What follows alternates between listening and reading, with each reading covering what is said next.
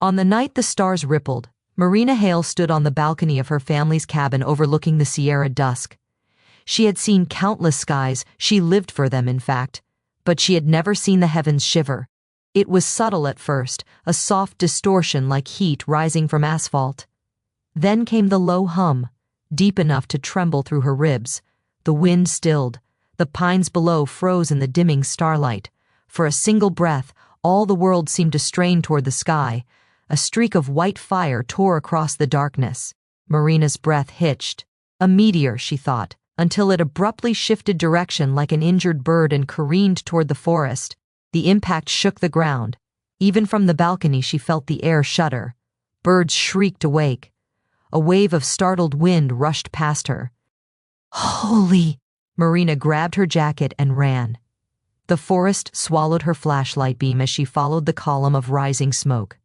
The impact site was further than she expected, half a mile at least, yet she sprinted, branches whipping her arms. Something had fallen from the stars, and she was going to see it. When she reached the clearing, the smoke still curled from the fresh crater. Embers glowed at the rim, but what stole her breath was the figure lying within it. Not a meteor, not debris, a man, or something shaped like one. He lay face down, skin faintly luminescent, as though starlight was trapped beneath it. Silver markings, thin as etched circuitry, ran across his arms. His hair shimmered like dark metal dust, and though he was clearly wounded, no blood seeped from the cuts, they glowed softly, pulsing like distant galaxies. Marina's fear melted into awe. She approached slowly, crouched beside him, and pressed fingers to his neck. A pulse, strange, irregular, thrumming like an engine, beat beneath his skin. He was alive. "Hey," she whispered, unsure if he understood any language from Earth. "Can you hear me?" The figure stirred. His eyelids fluttered open, revealing eyes of shifting color, a swirling cosmos contained within. When he spoke, his voice was gravelly, unused, but unmistakably conscious. "I did not mean to fall." Marina swallowed. "You're hurt. I need to get you out of here." He tried to rise, but collapsed back into the dirt. "Atmospheric turbulence. I was chased. My vessel gone." "Okay," she said gently, clasping his arm. "Lean on me." His touch was warm, almost too warm, like a sun-heated stone, but he let her help him from the crater and through the forest, leaning heavily on her. He moved awkwardly, as though the gravity here didn't quite agree with him. By the time they reached the cabin, he was barely conscious. Marina laid him on the couch, grabbed her first aid kit, then hesitated. Bandages made for humans wouldn't help someone like him. "What do you need?" she asked. "How do I help?" His eyes opened again, dim but focused on her. "Time, rest, safety, you've got all three." He studied her a moment, as though confused. "You do not fear me." "It wasn't a question." "I should," Marina admitted. "But I don't. You fell from the sky, and you're still breathing. I guess that makes us both stubborn." A faint smile touched his lips. "My name," he whispered, "is Kael." Marina smiled back. "I'm Marina." And so began the strangest night of her life. Middle. Kael recovered slowly, sleeping through the daylight, hours, and waking at dusk, as though the sun drained him. Marina brought him food, most of which he explored with fascinated caution, discovering he liked fruit but hated anything with vinegar. He learned Earth words quickly. He listened with intense focus, repeating them until he shaped them perfectly.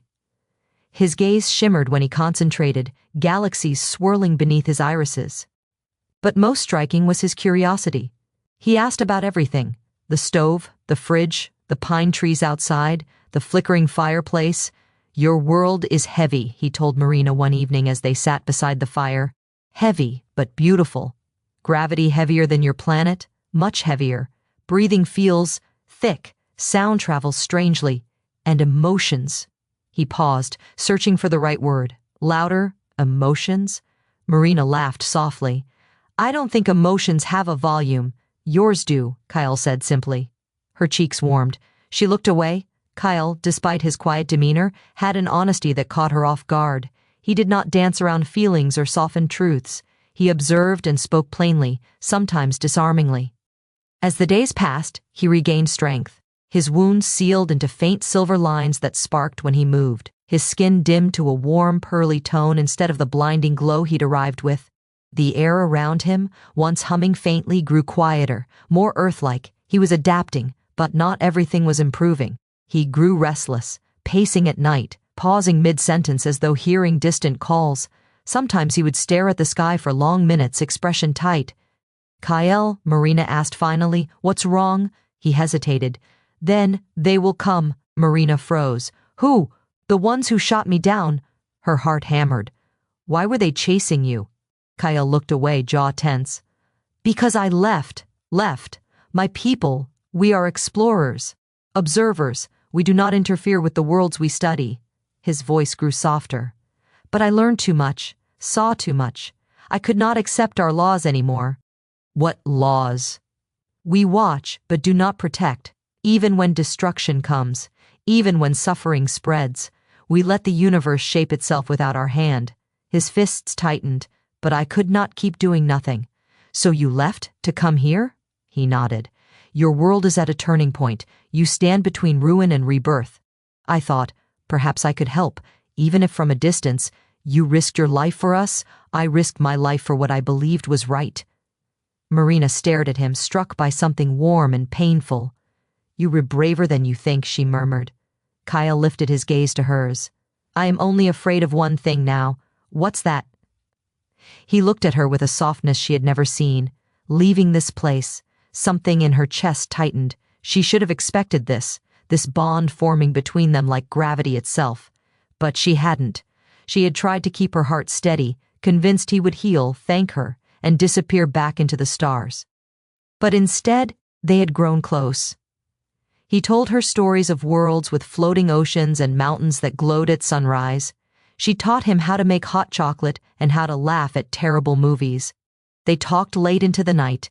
They sat side by side on the porch steps, watching the forest breathe beneath the moonlight. And every day she felt it more. A pull, a connection. Something impossible, dangerous, undeniable. One evening, as twilight deepened, Kael stepped beside her on the porch. "I used to think stars were distant," he murmured, "unreachable. But now I stand among them." Marina swallowed softly. "Kael?" He turned to her, gaze luminous. "You changed my understanding of life, of emotion, of possibility." His voice lowered. "Marina, The sky cracked open with a boom. Marina flinched. A streak of red fire tore through the atmosphere. Kael's face drained of color. "They found me." A pulse of energy rippled across the treetops. Lights appeared between the pines, hovering drones, scanning. Marina grabbed his hand. "We need to hide." "No."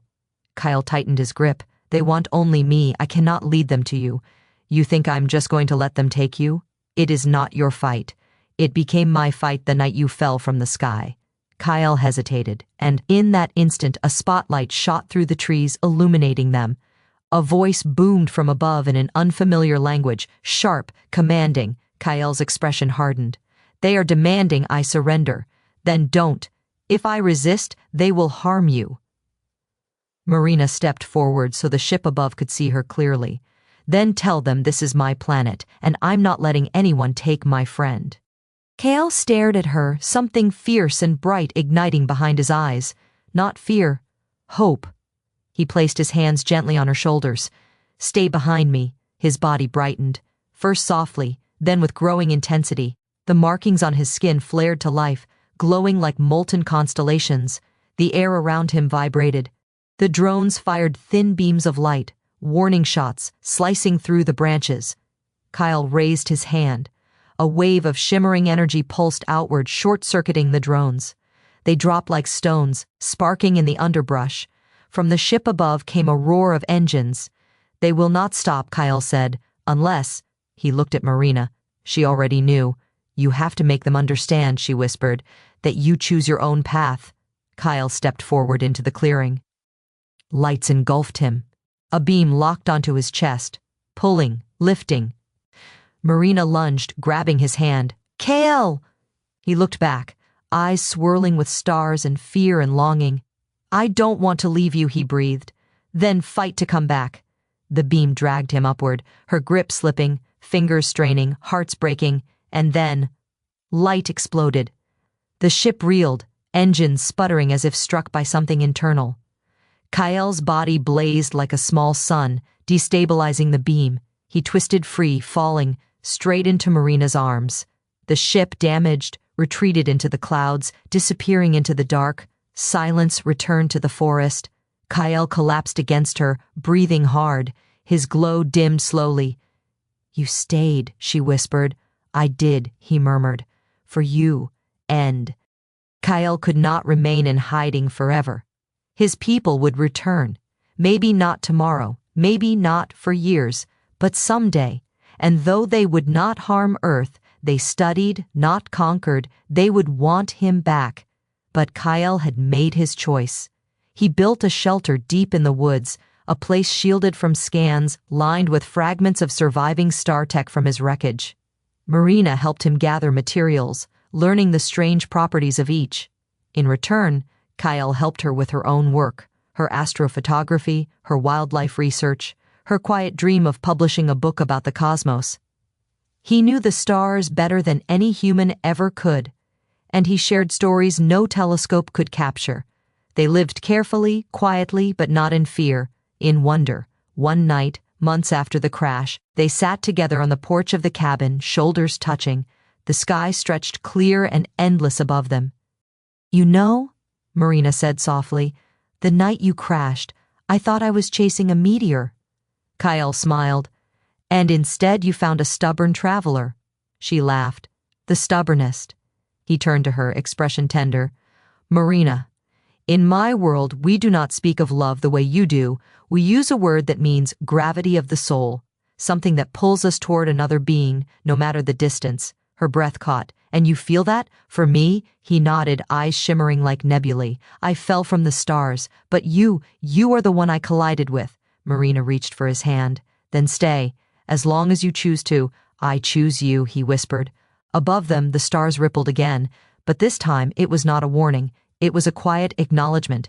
Two worlds intersecting. Two lives, bound by a gravity all their own. And so, beneath the endless sky, Kael, the star wanderer, and Marina, the human who followed a streak of light, began a new story, a story of falling and choosing to stay.